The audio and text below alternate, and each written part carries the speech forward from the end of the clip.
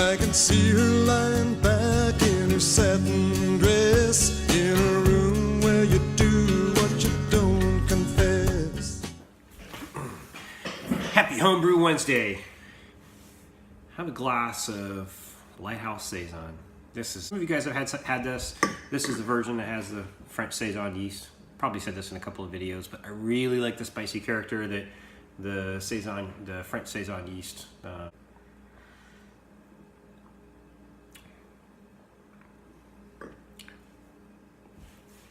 This is a pretty damn good Saison. So good so that I shipped off 2 entries to competition, and yeah, they should already have it. It's only going to take about a day to get there because Richmond's not that far away. It's going to Henrico. Mary's going to Richmond. Brewing. I did my first post NHC brew. Didn't use any of the stuff that I learned in any of the sessions.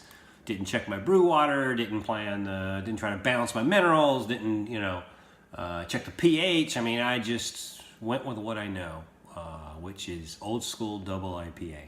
I went to the homebrew store to go pick up some Werflock yeast nutrient, and I even went and picked up a few hops, and I still forgot to get the Magnum.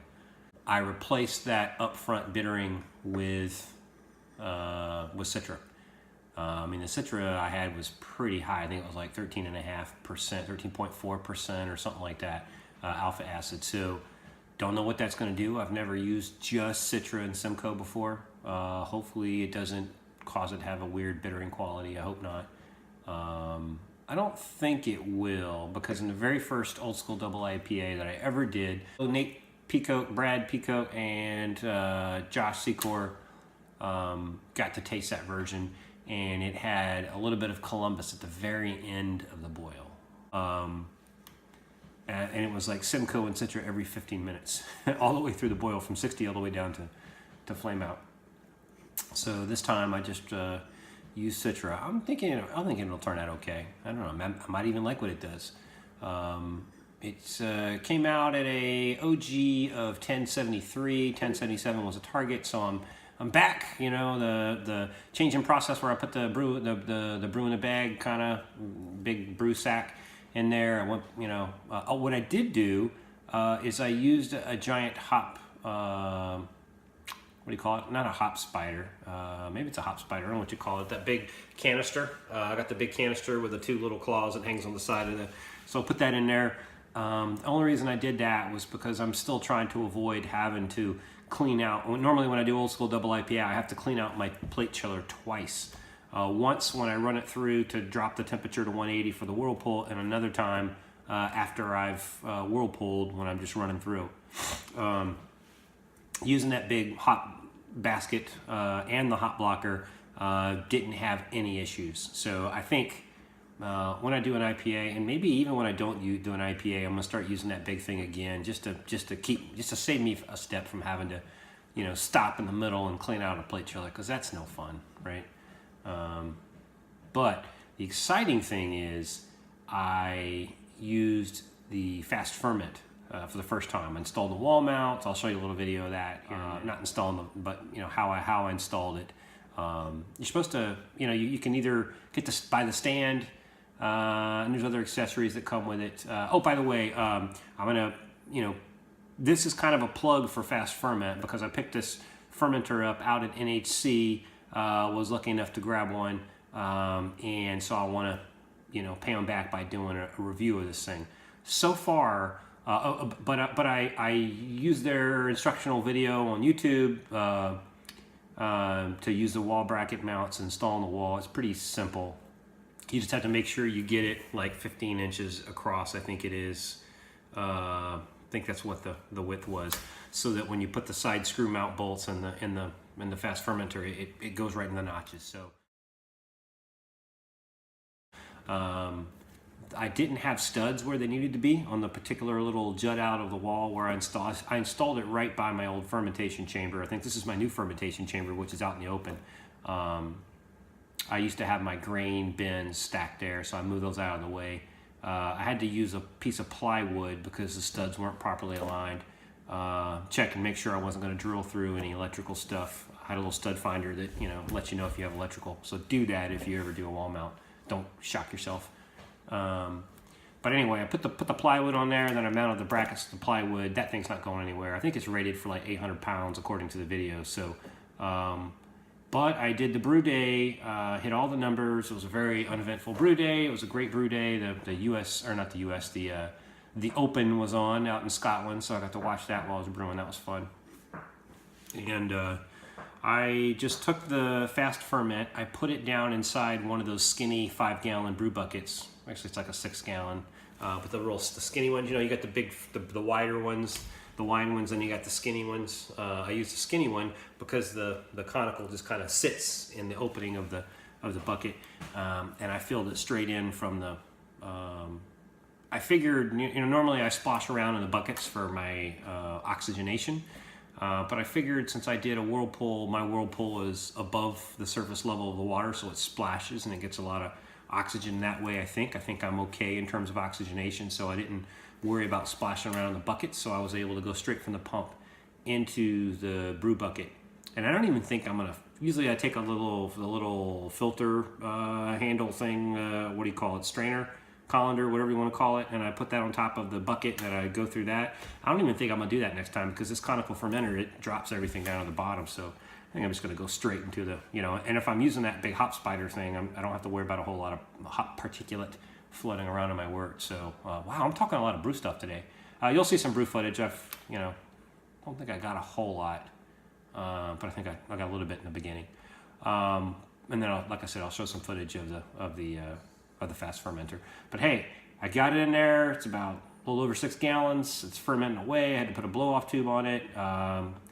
I like that thing. I like that thing so far. I'm going to like it even more when I don't have to use the auto siphon, because I can just hook the little attachment with the plastic tube to the thread, and I can just go straight into the keg. So that's going to be fun too. So yeah, it cuts out a lot of steps, and I like that. And I just like having the thing. You know, I'm a curious guy. I always have to open up my little, you know, closet and look in there at the little bubbles going. Now I don't have to. It's on the wall right there, and I can see it when I go down. And I don't know, it just looks nice. Looks like a brew shed now. Looks more like a brewery. Got a little fermenter hanging on the wall.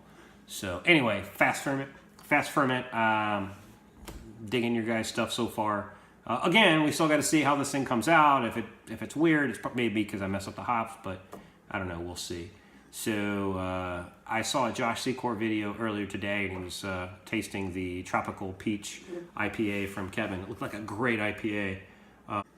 He mentioned that he needs to do an Oktoberfest, and that's exactly what I need to do too. So need to put that recipe together. But phone's ringing, so I got to go. But just wanted to pop in, do a quick video. Man, I'm already at 9 minutes just bullshitting. So we'll throw some brew footage on and some other things of the fast ferment, and we'll call it a week. Hey, have yourself a happy homebrew, and have a very, very happy homebrew Wednesday. Cheers.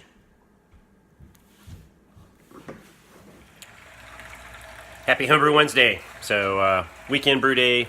This is my first time brewing with my EVC that's been fixed. Everything's going well so far. I'm doing a batch of Old School Double IPA. As you can see, I'm about 2/3 of the way through collecting. The thing I like about Old School is a good amount of hops. Using some cryo hops, and I'm also going to use this big hop screen. I have a hop blocker, but it doesn't quite. When I do Old School, it ends up clogging my plate chiller, so I'm going to use this thing in addition. Watching the British Open, a little upset because Tiger let me down. He was doing well, and he's starting to lose it at the end. And the other cool thing is, got the conical fermenter here. It's like sanitized, ready to go. Never used this thing. Just got it from the homebrew convention, so I'm going to use it, give some feedback. I'm actually digging it. I like the way it's, you know, mounts on the wall there. I kind of like the wall mount. I was thinking about getting a stand, but I like the wall mount. You know, cool thing is this thing, the way it sits in the mount, you know, it kind of swings. Kind of swings on its, and this thing's rated for 800 pounds. I wasn't able to get the brackets directly into the wall because the studs weren't lined up, but I was able to screw this board into the studs and then mount the brackets onto the board. So actually it's, you know, actually works pretty well. So anyway, yeah, we'll see how this goes. The gravity is looking pretty high on Old School. I haven't done it in a while, so I don't know. We'll see. My pre-boil is supposed to be 1061. I think I'm gonna be a little bit higher than that. So anyway, maybe I'll catch some hop drops. I don't know. If not, I'm certainly gonna. And the cool thing is, I'm gonna put normally I put the wort into a bucket and I splash it back and forth between two sanitized buckets. Since I'm doing a extended whirlpool on this one, it usually foams up pretty well, so I'm just going to call it good in terms of getting oxygenation. So I'm just going to go straight out of the boil kettle into the fermenter. And see how it goes. Cheers. A little bit of Old School. I'm such a Blickman guy. Okay, so there we are. Old School double IPA is fermenting. First time on the fast ferment. We'll see how this goes. I'm probably going to have to change this airlock and put a I don't know that much headspace. I've never had a conical fermenter before, so we'll see if I need to do a blow off tube or not. So I should know in about 12 hours. All right, we'll see how this goes. Cheers.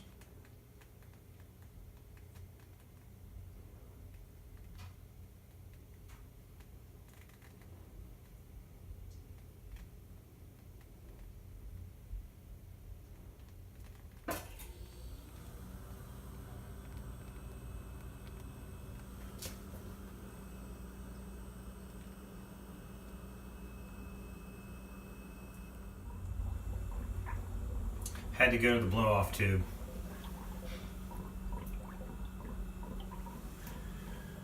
Oh yeah.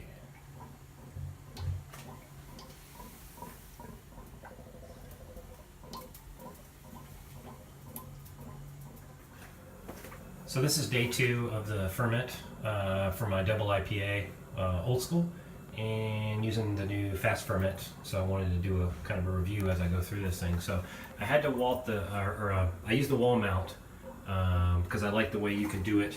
I think it's 52 inches to the top of that bracket off the ground is going to make it so that when I go to keg, I can just put the keg underneath the valve there. That receptacle will come off on the bottom once I collect all the yeast. But yeah, and there's a little attachment with a tube that you use. So this little tube right here will connect. You'll take the receptacle off and connect this, and I think that's going to go straight into my, from the bottom down into my keg. This thing is it's kind of cool watching see the big Krausen. This is a double IPA, so you can kind of see the little see the shapes inside of all the foam of the Krausen. It goes all the way up top to the cap, but it has not busted out of the top. No leakage in any of the seams around here, which is great. Yeah, no leakage. Did have a slight seepage coming out of the temperature port, which that's for when you have a thermometer. You stick that inside there, and it's got a little metal housing that goes on the inside.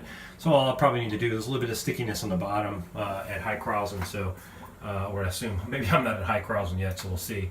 But all I had to do is next time I clean it, just pull that thing out, and I mean it's not a steady drip. It seeped out just a little bit. I kind of cleaned it up a little bit. It's not hardly anything at all.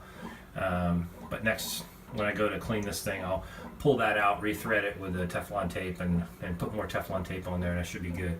But yeah, I had to use the wall or the wall plate, or I had to use some plywood because the studs on this particular little piece of wall sticking out weren't properly spaced. But there was a stud near the door frame and in the corner. So the board is secured with screws into the studs, and then once I did that, then I used the normal screws they gave me for these 2 brackets, and it works perfect. This thing is just sturdy, it's not going anywhere. So yeah, I'm loving it so far. So I'll check back in a few days. Cheers.